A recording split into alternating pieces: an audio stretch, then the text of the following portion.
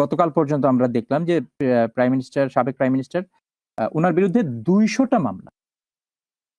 এবং বাংলাদেশের প্রেক্ষাপটে আপনার কাছে আপনার অভিজ্ঞতা আমি জানতে চাই, যার বিরুদ্ধে যত বেশি মামলা তার বিরুদ্ধে সেই মামলাগুলি প্রমাণ করার হার ততই কম। তো শেখ হাসিনার ক্ষেত্রে কি একই পরিণতি হবে কিনা?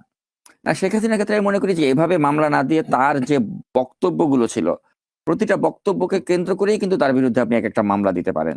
যে সেই বক্তব্যের মধ্যেই কিন্তু তিনি ওই ক্রাইমটা তিনি অ্যাডমিট করেছেন, অনেকবার তিনি অ্যাডমিট করেছেন। যেমন তিনি যে বেগম খালেদা জিয়াকে তিনি যে অন্যায়ভাবে আটক করে রেখেছিলেন, ওটা তিনি তার নিজের মন্তব্যেই অনেকবার বলে দিয়েছিলেন। তিনি এখানে আপনাদের ওই লন্ডনে এসে তিনি বলেছিলেন যে তারেক রহমানকে বলেন বাড়াবাড়ি না করতে, তাহলে ওর মা কিন্তু জীবনে বের হতে পারবে না। ওই মন্তব্যটাকে কেন্দ্র করে তাদের বিরুদ্ধে মামলা করা যায়, যে তার মানে আইন আদালত সব ছিল তার হাতে, এবং তিনি অনুরাগ বা বিরাগের বশবর্তী না হয়ে কিছু করবে না, তিনি শপথ নিয়েছিলেন, তিনি শপথ ভঙ্গ করেছেন। ওই একটা স্টেটমেন্টে তো তার বিরুদ্ধে আপনি মামলা দিয়ে তাকে